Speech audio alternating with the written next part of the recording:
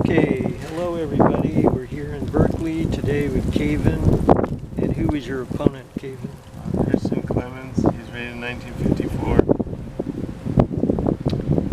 And what color did you have? I had white. Okay, and I know you're an E4 player, right? Yeah. Okay. But, you know, there is much to be said for D4, you know, and after 10 years I switched openings. I was an E4 player for the first 10 years of my suddenly I switched to D4, and sometimes when you learn a brand new opening, your rating temporarily goes down. But in the long run, I really benefited from that. Okay, so his name is Clemens, rated 1954. Yeah. Some mechanics on December 7th, 2021. Okay. So looks like a Roy Lopez of some kind. Well, no, or a Petrov or something. Yeah, he played that one. Okay, well the Petrov, in my opinion, is just as good as Knight C6, but it's just not played as much. But you'll see it in the World Championships quite a bit. And what did you play here, sir? Well, for a long time I've played the Cochrane Gambit, and I just... Oh no, are you kidding me? You mean you take For a long F7? time I've done that, and I felt okay about it, but I just didn't decide I wanted to do it in this game. The last game I played this guy, I played this move, Okay. which is the main line, but I didn't like really the way it went, and now I know after this game that it's kind of a main line, and I'm going to look at how the main line goes, but here I just did this. Okay, well that's going to transpose into the 4 knights, so it's an opening. Yeah, and I knew about lines. I knew I get a double pawn, and he only plays Roy Lopez. So I played a move that Alan thinks is really bad, and you're probably going to agree it's really, really bad. Okay, what did you play? I played this too. Oh my God! You played A3? To avoid the reverse Roy Lopez. Very clever of you, Caven. Now he can simply imitate like this, right? No. No, wait a minute. Let me see here. You know, that's a very interesting move. I'm not really sure what I should. What am I supposed to do against A3 here? Because I really don't know the line. Now this isn't a line. You kind of made this up. Well, it's not bad. Well, maybe I can also play G6. I'm not sure what I should do against this. Can I... Okay, yeah, what am I supposed to do against A3? You played this. D5! Whoa! Okay! Now we kind of have a reversed Scotch, sort of, right, don't we? I never studied the Scotch. I got some new Scotch, and I say Scotch, you know. Okay, so did you take? Yeah, I took. Took, Knight D5. And then I know I saw the pawns coming down. I was thinking it all kind, but I just felt like, remember that game with Gasparian when the knights can take. I just wanted to move the knight. You played Knight E4. Oh no, Caven. Yeah. That could lead to disaster because your knights are going to get kicked out all over the board. What do you do about F5? I don't understand. I just let it happen. I understand it's like, oh, let's see what happens. And then what if he starts kicking your knight all over the board here? Yeah, he did that. And no, see, it's already. You know what I'm saying, man? Yeah. It's already. You see. I guess in the Alpine, I got better places to jump to than that. No, you. Alpine is good. No, I think you were already in trouble, but. Okay, yeah, what did you do? I'm pretty sure you're right. Okay. I fought on for 50 moves. Okay, now it's hard for you to get your pieces out, but you can get your bishop out.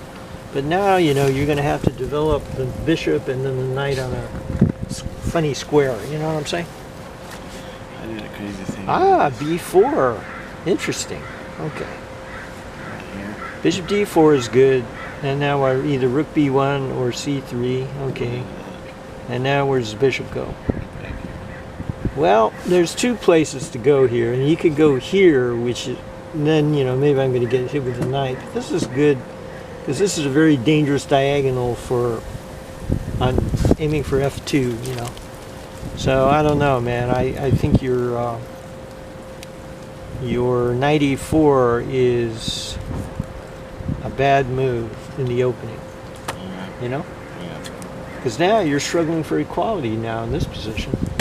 You're really struggling, you know? Here. Check. Okay, here maybe? Okay, so he can't castle. Okay. But I don't think...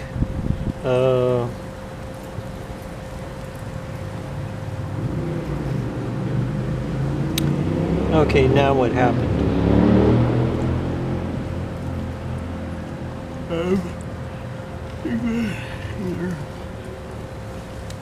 Okay, now the idea behind that is... well, it's not clear what he's doing there. Well, he but, kicked me here and here. oh, he's threatening this. And then if you take, then I'm forking the king and the queen. So that's what... so knight f6 is really cool. Very aggressive developing move with a threat. And that's always good to do. Now you have to decide how you're going to defend against that threat, right?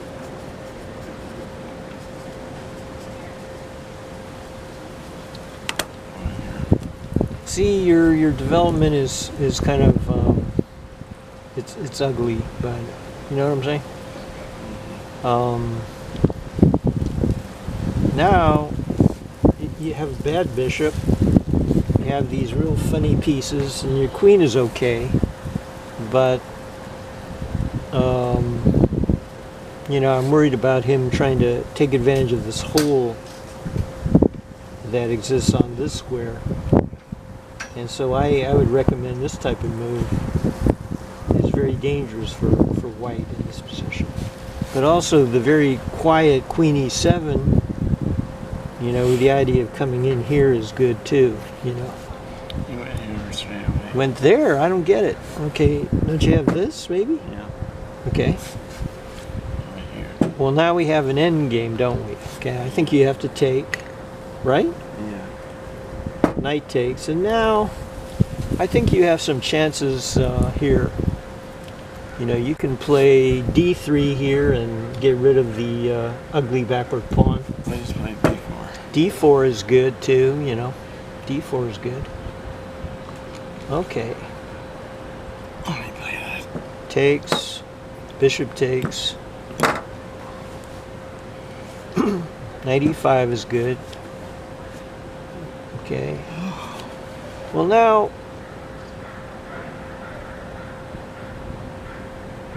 see, there's a very important pattern to learn here, Caven, and that is when you're forced to defend f2 with your knight on h3.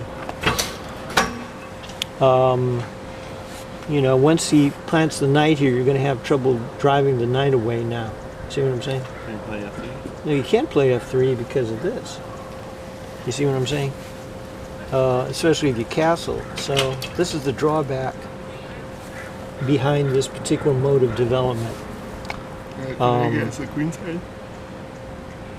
But anyway, it looks to me that you have chances for equality, but he also has chances to get inside this strong square. If he could put a knight in there, for example, this type of position, then white would have a bad bishop and problems with this hole. So these are the strategical things that are going on here. Black to move. Castles is good. Okay, interesting. Now he should be thinking about maybe coming in here with a knight. That looks strong. Or maybe even coming in here. So black has two good holes, this hole and this hole, to operate from. So what did he do here? Oh, he played this? Okay, this is kind of a waiting move, but he's preparing for h6, which is going to drive away the bishop or gain the two bishops, which is an important advantage here in this position. Okay, well, now what did you do? I played this. Okay, that could be a good move. The only problem is now you can't castle, but you could castle queenside, so that remains possible. Okay, a5. He's he sees that what you're going to do, so he's trying to make you think twice about castling. King d2. Okay, clever of you. Clever of you, Kagan. Now I think h6 is probably the right move here. Or I could check. Bishop e6. This move? Yeah. This is good, What was the check? There's a hole there. You want to always occupy holes with pieces. Those are your outposts. King c2, okay. Now he could try to get in here on this square now with a4, so he can plant the bishop in there. That's a good outpost. But what did he do? Or he could even try to stake out this outpost here right away. h6 is good. Bishop d2. Okay, well, you see here that white kind of has a passive position. The bishops are passive, the knights are passive. Black has all kinds of activity. So black must have the better position right now.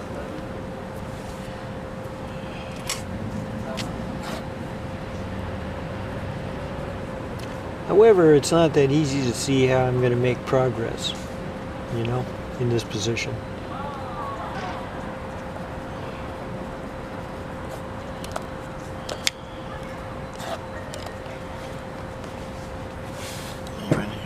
Okay. That's a good move to try to get the two bishops. Okay. I guess here, maybe? Yeah. Okay, so black has the two bishops, and this is a big advantage in the end game. So white is still struggling.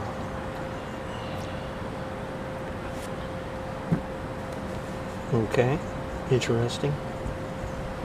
Now we got the problem maybe with these pieces on the file. They're just a big target, But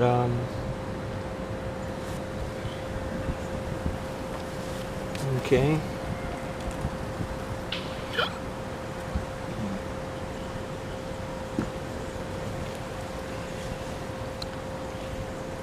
Well, yeah, it's good to drive that bishop away. Where did he go? Did he go back here? Yeah.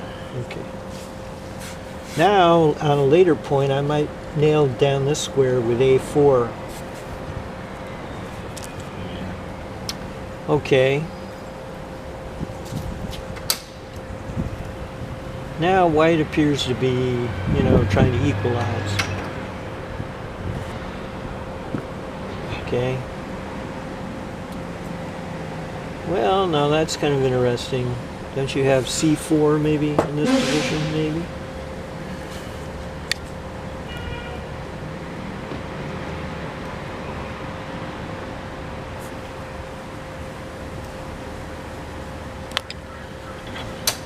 Well, he comes in here. Yeah, okay. Well, you could play knight f1 to try to... That's what I do. Try to get c4 in or something.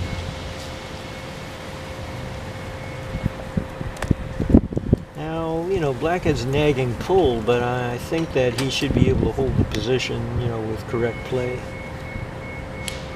Okay, interesting.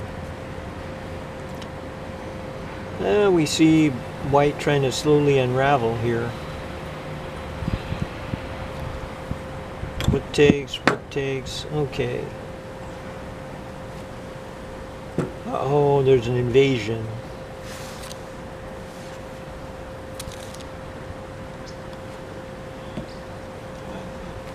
Well, getting bad. Yeah, I don't know if you can hold this position. Let me see here.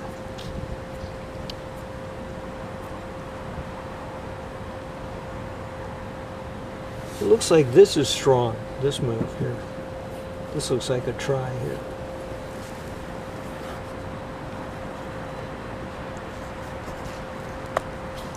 The idea behind this move is I'm trying to get your king checked or something.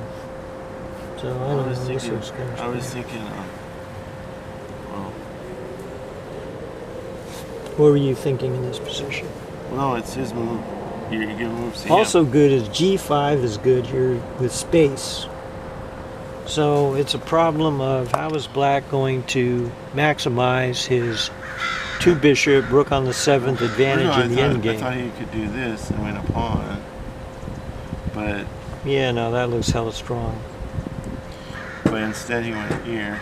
Okay, no, that is good. That is still good here. So he went here.